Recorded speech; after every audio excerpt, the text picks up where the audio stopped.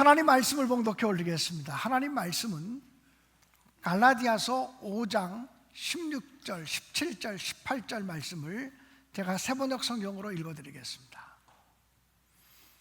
내가 또 말합니다. 여러분은 성령께서 인도하여 주시는 대로 살아가십시오. 그러면 육체의 욕망을 따라 살아가지 않게 될 것입니다. 육체의 욕망은 성령을 거스르고 성령이 바라시는 것은 육체를 거스릅니다. 이 둘이 적대 관계에 있으므로 여러분은 자기가 원하는 일을 할 수 없게 됩니다. 그런데 여러분이 성령께서 인도해 주시는 것을 따르면 율법 아래 있는 것이 아닙니다. 아멘. 이는 살아계신 하나님의 말씀입니다. 예수님의 제자들은 부활하신 주님을 여러 번 만났음에도 불구하고 그들의 마음속에 있는 의심을 떨쳐버리지 못했습니다. 그들의 마음속에 있는 두려움을 떨쳐버리지 못했습니다.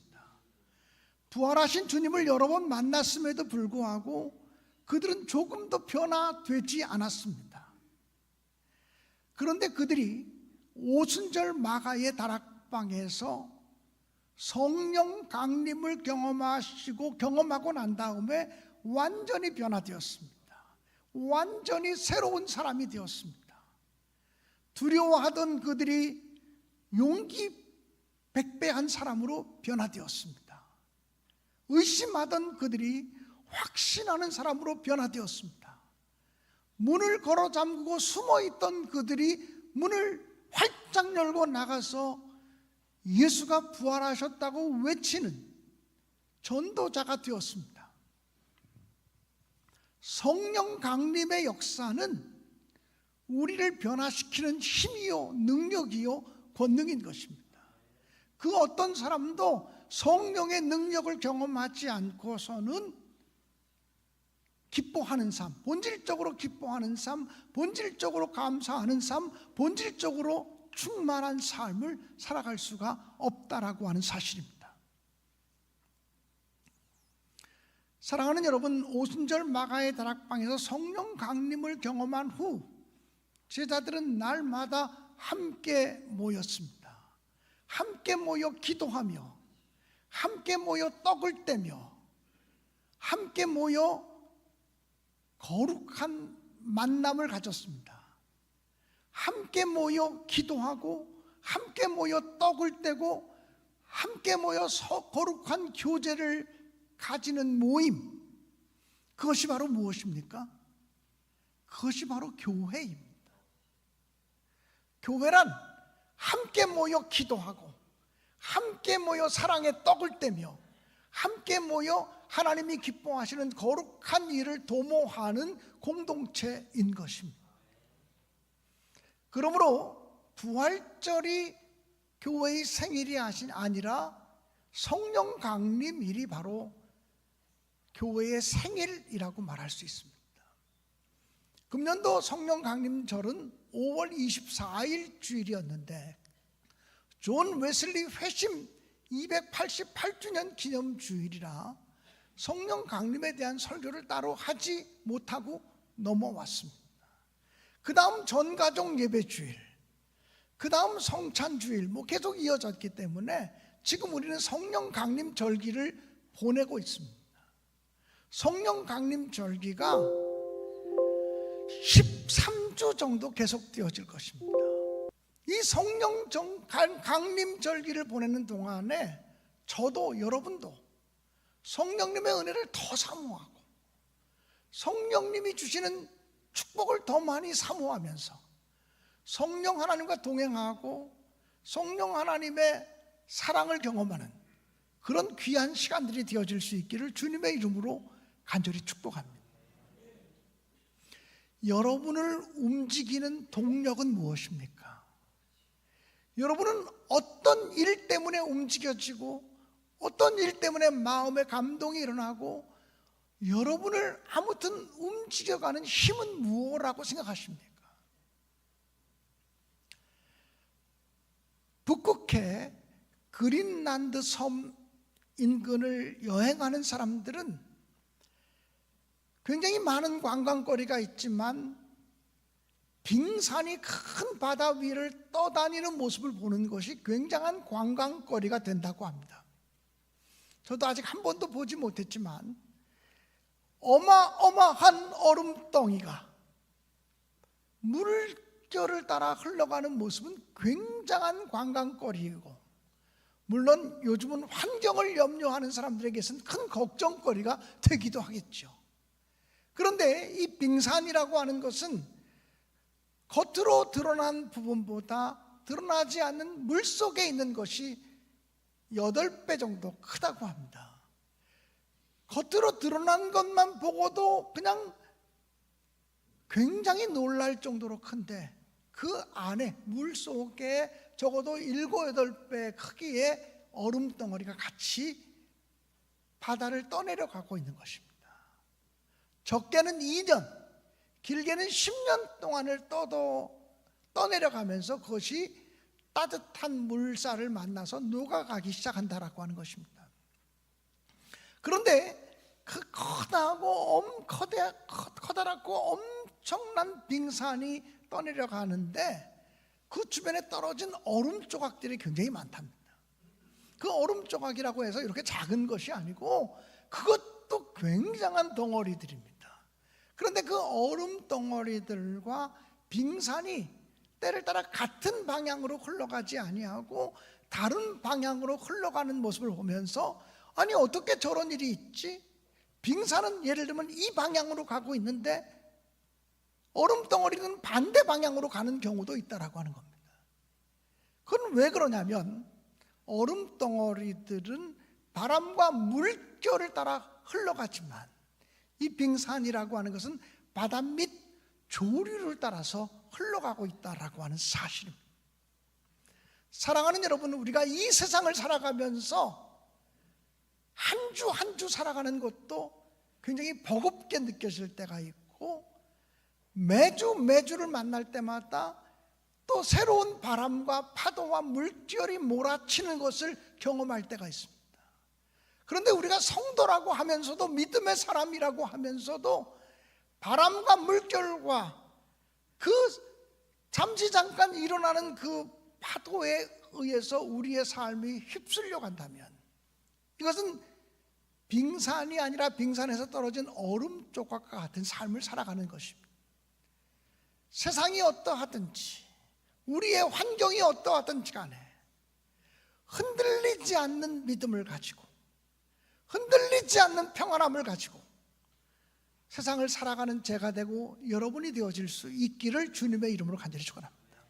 그 거대한 빙산이 조류를 따라서 흘러가듯이 우리가 어떤 경우에도 하나님의 뜻을 따라, 하나님의 말씀을 따라 흘러갈 수 있는 믿음의 사람들로 살아갈 수 있게 되어지기를 주님의 이름으로 간절히 축복합니다. 사랑하는 여러분, 오늘 성경 본문 갈라디아서 5장 16절, 17절, 18절 이하의 말씀에 보면 두 가지 단어를 사실은 대조시키고 있습니다. 육체의 욕망과 성령의 소원입니다. 육체의 욕망과 성령의 소원은 서로 원수가 되고 서로 대적하고 있다고 말합니다. 성경 말씀을 한번 확인해 보겠습니다. 갈라디아서 5장 16절입니다. 내가 이르노니 너희는 성령을 따라 행하라. 그리하면 육체의 욕심을 이루지 아니하리라고 말합니다. 17절입니다. 육체의 소욕은 성령을 거스리고 성령은 육체를 거스르나니 이 둘이 서로 대적하므로 너희가 원하는 것을 하지 못하게 하려 함이니라고 말씀했습니다.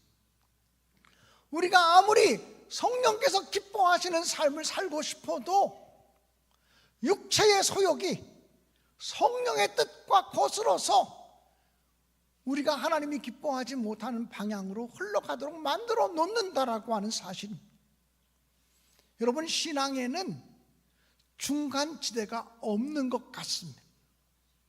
성령을 따라가든지 육체의 욕심을 따라 살아가든지 둘 중에 하나라고 하는 것입니다. 사랑하는 여러분, 우리가 성령을 따라가면서 육체의 욕망을 이룰 수는 없습니다.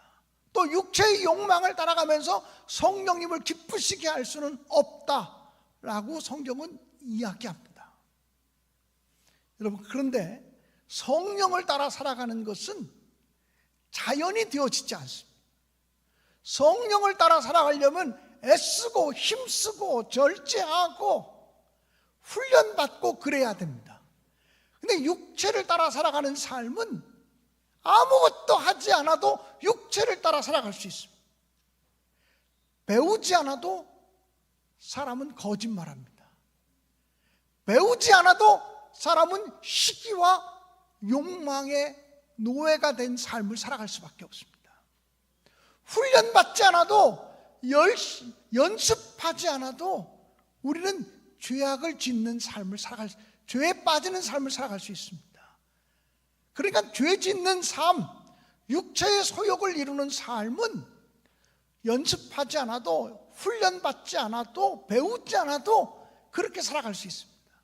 그런데 성령을 따라가는 삶은 배우지 않으면, 훈련하지 않으면, 연습하지 않으면, 깨어있지 않으면 성령을 따라 살아갈 수 없다고 하는 사실을 우리는 명심해야 합니다. 사랑하는 여러분, 그래서 바울 사도는 로마서 7장에서 이렇게 고백합니다. 내가 원하는 바 선은 행하지 아니하고 원치 아니하는 바 악을 행하도다. 내 안에는 두 개의 법이 있어서, 즉 육신의 법과 성령의 법이 있어서 이 육신의 법이 나를 죄악 가운데로 자꾸 이끌고 가고 있다라고 이야기합니다. 사랑하는 여러분, 바울 사도의 고백이 바로 우리들의 고백입니다. 하나님을 잘 믿고 싶고 믿음의 삶을 진실하고 건강하게 살고 싶지만 우리 안에 육신의 법이 우리를 자꾸 죄악 가운데로 몰고 가는 경향성이 있다라고 하는 사실입니다. 그러므로 우리가 어떻게 하면 육신의 법, 육신의 소욕을 이길 수 있을까요? 일단 육신의 소욕이 무엇인지 보다 분명하게 성경을 통해서 확인하기를 원합니다. 갈라디아서 5장 19절의 말씀, 19절, 육체의 일은 분명하니 곧 음행과 더러운 것과 호색이라고 말합니다. 육체의 일은 분명하다. 음행과 더러운 것과 호색, 성적으로 문란해지는 것, 이것은 철저하게 육신의 일이라고 얘기합니다. 우리가 살아가는 세상이 성적인 문란함으로 나아가기 쉬운 세상을 살고 있습니다. 성적으로 문란해지는 것, 이것이 너무나 분명한 육체의 일이라고 말합니다. 그리고 20절은 또 이렇게 말합니다. 우상숭배와 주술과, 우상숭배와 주술은 하나님 앞에 짓는 죄악입니다. 원수 맺는 것과 분쟁과 시기와 분냄과 당짓는 것과 분열함과 이단과 21절 투기, 여기까지는 이웃을 향하여 짓는 죄악들입니다. 육체의 일이 너무나 분명한데 하나님을 향하여 짓는 죄악이 있고 이웃을 향하여 짓는 죄악이 있고 또 자기 자신을 향하여 짓는 죄악이 있습니다. 술 취함과 방탕함, 이것이 바로 자기 자신을 향하여 짓는 것들입니다. 그런데 그와 같은 것들은 전에 너희에게 경계한 것과 같이 경계하노니 이런 일을 하는 자들은 하나님 나라를 유업으로 받지 못할 것이라고 말합니다. 여러분, 저와 여러분의 간절한 소원이 하나님 나라를 유업으로 받는 건데, 육체의 욕망을 따라 살아가는 자, 육체의 소원을 따라 살아가는 자, 다시 말하면 죄의 소원을 따라 살아가는 자, 죄의 욕망을 따라 살아가는 자들은 하나님의 나라를 유업으로 받지 못할 것이다, 이렇게 명백하게 이야기하고 있습니다. 저를 포함해서 우리 한 사람도 안심할 사람이 없습니다. 저를 포함해서 우리 한 사람도 나는 문제없어, 나는 걱정하지 마 라고 말할 수 있는 사람이 없습니다. 단테라고 하는 사람은 신곡이라고 하는 작품을 통해서 천국으로 가는 길들을 설명합니다. 그런데 그는 이야기하기를 사람마다 지옥으로 직행하는 사닥다리가 있다고 말합니다. 아무리 높은 곳에, 아무리 고결한 곳에, 아무리 성자와 같은 반열에 오른 사람이라고 할지라도 한순간에 지옥으로 쫙 미끄러지는 사닥다리가 있다는 거. 그러니까 내가 어디까지 이르렀든지 나는 이 정도 수준에 이르렀어. 그리고 다른 사람을 우습게 본다거나 깔보거나 다른 사람과 내가 비교해서 비교 우위에 있다고 말한다거나 그렇게 말할 수 없다는 거예요. 한순간에 우리가 미끄러져서 하나님 나라의 유업을 잃어버릴 수도 있다고 성경은 아주 명백하게 이야기하고 있기 때문에 그렇습니다. 그러면 그 너무나 분명한 육체의 일들, 너무나 분명한 육체의 일을 가질 수가 너무 많아서 우리가 감히 그것을 다 생각하며 살아가기 여차 힘들어요. 이런 육체의 소욕들을 더불어 이기려면 어떻게 해야 되느냐? 성경은 아주 단순한 방법을 제시합니다. 그것이 뭡니까? 성령을 따라 행하라는 것입니다. 성령을 따라 살아라. 성령을 쫓아 살아라. 그리하면 육체의 욕심을 이루지 아니할 것이라고 아주 명백하게 얘기합니다. 사랑하는 여러분, 아까도 얘기했지만 성령을 따라 살아가는 일은 가만히 되지 않습니다. 자연적으로 되지 않습니다. 경건을 위한 훈련을 받아야 되고 주님의 십자가를 날마다 묵상하고 바라보는 삶을 살아야만 하는 것입니다. 제가 지난주 목요일, 금요일 한국기독교 가정생활협의회에서 부부 세미나, 부부 수련회가 있어가지고 부여를 다녀왔습니다. 1박 2일의 짧은 일정으로 부여를 다녀왔는데 그냥 목사님들, 초교파적인 목사님들과 함께 다니는 일정이었기 때문에 내 개인적인 시간이 없었습니다. 숙소에 저녁 먹고 숙소에 들어와서 잠을 잘 쉬려고 숙소에 들어와서 목사님들과 대화의 시간까지 다 마치고 나니까 그냥 11시가 넘었습니다. 새벽기도 끝나고 바로 갔는데 11시가 넘으니까 얼마나 피곤한지 그냥 씻고 바로 잠자리에 들었습니다. 그런데 한 두세 시간을 딱 자고 나서 2시 반에 눈이 딱 떠졌습니다. 2시 반에 눈이 딱 떠졌는데 오늘자 BTV 성경 읽기 내가 못한 거예요. 그래서 오늘 내가 읽어야 되는 성경 분량을 하지 못한 것 때문에 잠을 자다가 눈이 떴는데 뜨자마자 성경 못 읽었다 이런 게 떠올라가지고 벌떡 일어나서 성경을 그때부터 1시간 반을 읽었습니다. 그리고는 3시 반인지 3시 40분인지 그때 내가 성경 다 읽었다고 묵상 자료를 올렸습니다. 사랑하는 여러분, 담임 목사라도 내가 그렇게 하는 이유는 무엇입니까? 나 자신도 경건에 이르기 위해서 부단히 애쓰고 노력하지 않으면 담임 목사라도 한순간에 미끄러질 수 있다는 생각을 하기 때문에 그렇습니다. 사랑하는 여러분, 성령을 따라 살면 육체의 소욕을 이루지 아니하리라고 아주 명백하게 말하고 있습니다. 성령을 따라 사는 삶이 무엇일까요? 성령을 쫓아 사는 삶이 무엇일까요? 그것은 날마다 성령님께 묻는 삶을 말합니다. 우리는 하루를 살아갈 때 어떤 사람을 만나기도 하고 또 다른 사람을 만나기도 하고 어떤 일을 행하기도 하고 또 다른 일들을 행하기도 하고 이렇게 합니다. 장면이 바뀌어질 때가 있습니다. 사람이 바뀌어질 때가 있습니다. 인생의 한 페이지가 넘어가듯 페이지가 넘어가는 일들을 우리가 매일매일 할 수 있습니다. 한 페이지가 넘어갈 때마다 성령님께 물어보셔야 합니다. 성령님, 어떻게 해야 될까요? 한 단락 문단이 넘어갈 때마다 하나님 이 순간은 어떻게 해야 될까요? 성령님 제가 어떻게 해야 될까요?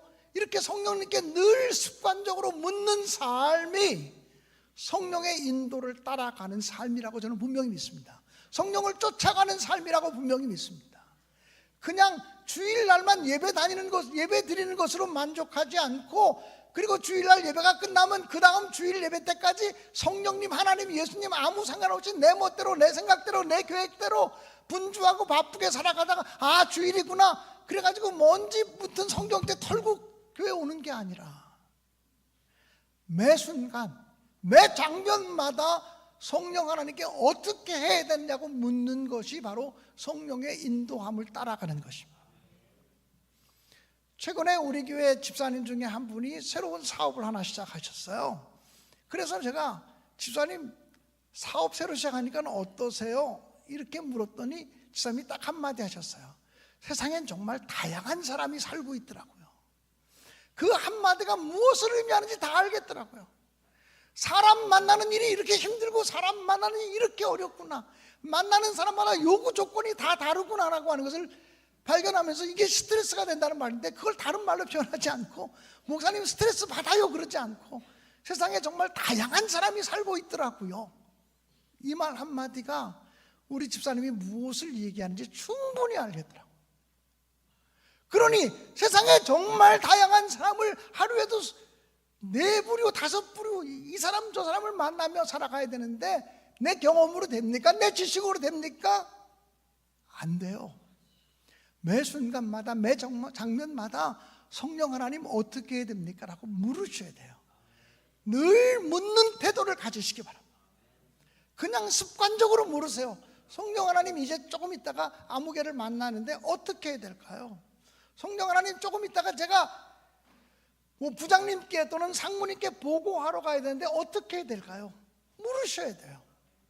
성령 하나님 제가 조금 있다가 수업에 들어가는데 어떻게 해야 될까요? 우리 교수님 만나는데 어떻게 해야 될까요? 라고 물으셔야 된다는 거예요. 그런 삶이 성령을 쫓아가고 성령을 따라가는 삶의 출발이라고 분명히 믿습니다.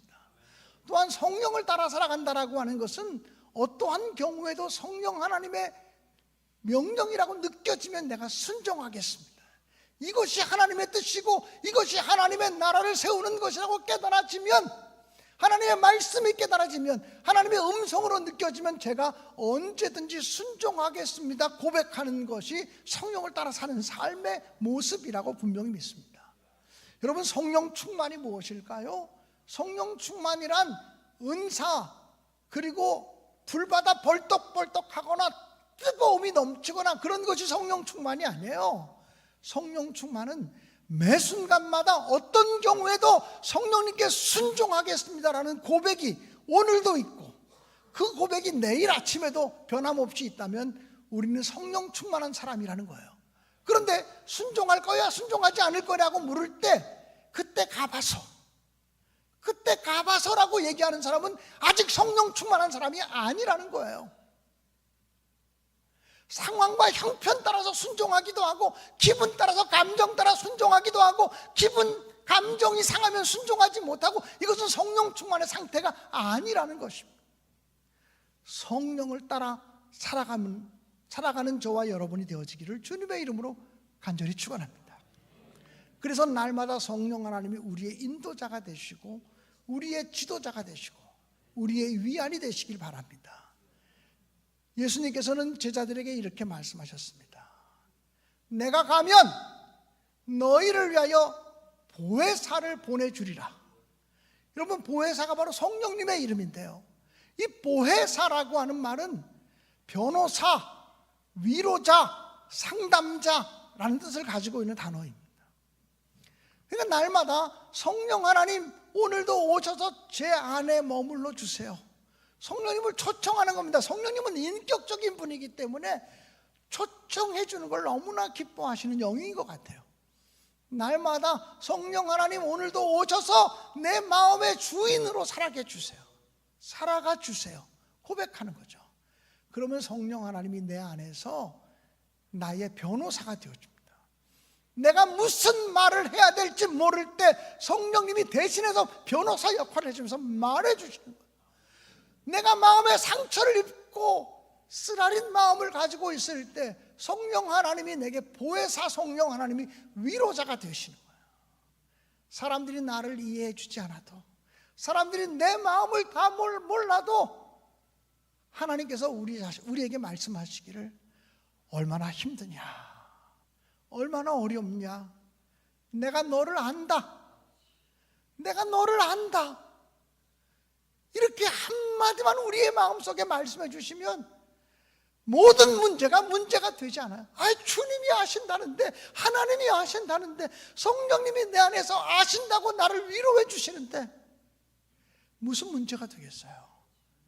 성령 하나님을 늘 내 곁에, 내 안에 모셔서 그분이 나의 변호사가 되시고, 그분이 나의 위로자가 되시고, 그분이 나의 치료자가 되시고, 그분이 나의 상담자가 되어주시는 놀라운 은혜들을 경험하며 살아갈 수 있기를 주님의 이름으로 간절히 축원합니다. 어떤 사람이 부인인데 어느 날 갑자기 남편이 직장에서 실직을 했습니다. 그래서 수개월 동안 수입이 없는 상태를 계속 지속하게 되었습니다. 그러는 와중에 자기 아들이 학교에서 물건을 훔치다가 퇴학 처분까지 받게 되었습니다. 자기의 자녀들이 다 엇나가기 시작합니다. 이 여인은 삶의 의미를 잃어버렸습니다. 가정이 평안하지 않습니다. 물질적으로 어려움을 당합니다. 자녀들의 문제 때문에 큰 고통을 당하게 됩니다. 이 여인의 삶은 절망으로 가득 찼습니다. 이 여인은 살아갈 소망조차 보이지 않아서 어느 날 자녀들을 다 잠재우고 난 다음에 가스 밸브를 열었습니다. 동반 자살을 꿈꾸면서 가스 밸브를 열었습니다. 그리고 가스가 점점 집안에 가득 차기 시작할 때 서서히 정신이 조금씩 혼미해지기 시작하는데 옆집에서 창문을 열어놓고 라디오를 크게 틀었던 모양입니다. 근데 그 라디오 속에서 음악 소리 하나가 들려집니다. 찬송가 가사였습니다. 내 모든 시험, 무거운 짐을 주 예수 앞에 아뢰이면 근심에 쌓인 날 돌아보사 세상을 이길 힘 주시네. 무거운 짐을 나 홀로 지고, 무거운 짐을 나 홀로 지고 견디다 못해 쓰러질 때 불쌍히 여겨 날 구해주리. 은혜의 주님 오직 예수. 옆집 창문, 열려진 창문에서 들려지는 라디오 소리였습니다. 그런데 정신이 혼미한 상태에서 그 가사를 듣고 있는데 이상하게 정신이 갑자기 맑아집니다. 나에게는 희망이 없어, 나에게는 절망뿐이야 라고 생각했는데 갑자기 세상이 환하게 밝혀지는 느낌이 듭니다. 이 여인은 벌떡 일어나서 아주 짧은 목소리로 하나님께 고백합니다. 하나님, 잘못했습니다. 용서해 주세요. 주님이 나의 빛이십니다. 주님이 나의 생명입니다. 그리고는 더 벌떡 일어나서 가스 밸브를 잠그고, 그리고 창문을 열고 환기를 시키고 잠들어있는 아이들을 깨우고 밖으로 나와서 다 살려냅니다. 그리고는 자기 경제 형편에 맞게 시골로 이사가서 다시 새로운 삶을 시작했습니다. 그 사람이 누구냐면 제가 어렸을 때 읽었던 근심이여 안녕이라는 책을 썼던 만해 부인의 이야기입니다. 사랑하는 여러분, 다 삶의 형편과 처지는 다르지만 죽고 싶을 만큼 힘든 일은 다 있습니다. 청년들에게도 그런 일이 있고요, 청장년들에게도 그런 일이 있고요, 노년층을 살아가는 사람들에게도 죽고 싶을 정도로 힘든 일은 얼마든지 있습니다. 한 번 지나가면 다시는 영원히 안 오느냐? 그렇지 않습니다. 주기적으로 힘들고 어려운 파도들이 우리에게 몰려올 때가 있습니다. 그때마다 기억하십시오. 눈을 주님께 돌려 그 찬란한 얼굴을 바라보십시오. 그리하면 주님의 영광의 빛 앞에 세상 근심, 세상 영광은 사라져버리고 말 것입니다. 사랑하는 여러분, 성령을 따라가는 삶이 근본적인 승리의 삶입니다. 성령을 쫓아가야 우리가 이 세상을 이기며 살아갈 수 있습니다. 성령을 쫓아가야 자신을 이기며 살아갈 수 있습니다. 성령을 쫓아가야 죄악을 이기며 정욕을 이기며 살아갈 수 있습니다. 성령 강림 절기를 보내면서 우리 신내교회가 성령의 능력을 경험하는 교회가 되어지기 원하고, 성령 충만함을 경험하는 교회가 되어지기 원하고, 성령님이 주시는 기쁨과 감사를 경험하는 교회로 우뚝 세워질 수 있기를 주님의 이름으로 간절히 축원합니다. 사랑하는 여러분, 우리가 늘 힘들고 어려울 때마다 하나님께서 우리에게 주시는 음성이 있습니다. 너는 혼자가 아니야. 내가 너를 절대로 고아와 같이 버려두지 않는다. 이렇게 말씀하시는 것입니다.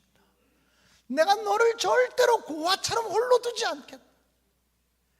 아무리 허무한 시절을 보내고 아무리 어려운 시절을 보내도 내가 너와 함께한다. 내가 너를 절대 버리지 않는다. 주님이 그렇게 말씀하십니다. 지난 한 주간 동안 혹시 하나님, 나 살아가는 게 너무 힘들어요. 남편 때문에 너무 힘들어요. 내 아내 때문에 너무 힘들어요. 내 자식들은 어떻게 하면 좋아요? 하나님, 물질의 문제는 어떻게 하면 좋아요? 이 관계의 문제는 어떻게 하면 좋아요? 여러 가지 어려움 때문에 주님께 기도하다가 나오신 분이 있다면 오늘 여러분들에게 권면해 드리고 싶습니다. 눈을 주님께 돌리시기 바랍니다. 세상의 파도와 물결 때문에 요동치고 우왕좌왕하고 흔들리는 삶이 아니라 주님을 바라보며 주님의 거대한 파도에 휩쓸려 살아가는 여러분 되시기 바랍니다. 여러분, 철새가 이동할 때는요, 그 작은 철새가 수백 킬로, 수천 킬로를 이동한다고 합니다. 그 작은 철새가 수백 킬로를 이동하고 수천 킬로를 이동하려면 날갯짓을 몇 번이나 해야 될까요? 이 조그만 날갯짓을 몇 번이나 해야 날아갈 수 있을까요? 그들이 수백 킬로를 걸어가고 수천 킬로를 이동해도 날개가 헤어지지 않는 것은 그들이 자기들의 힘만으로 이동하지 않기 때문입니다. 철새는 기류를 이용한다고 합니다. 그 기류를 따라서 이동한다는 거예요. 그 거대한 기류에 날개를 맡기면 그 바람을 타고 여행할 수 있다라고 하는 것입니다. 사랑하는 여러분, 내 힘만으로, 내 지혜만으로, 내 경험만으로 발버둥 치며 살아가지 마시고 성령의 바람에 편승해서 살아가는 제가 되고 여러분이 되어지기를 주님의 이름으로 간절히 축원합니다. 그래서 우리 모두가 내가 너를 절대로 버리지 않겠다, 내가 너와 함께한다는 주님의 음성을 들으며 담대하시고 용기 회복하시는 복된 주일이 되어지기를 주님의 이름으로 간절히 축원합니다. 우리 다 함께 찬양하며 결단하도록 하겠습니다.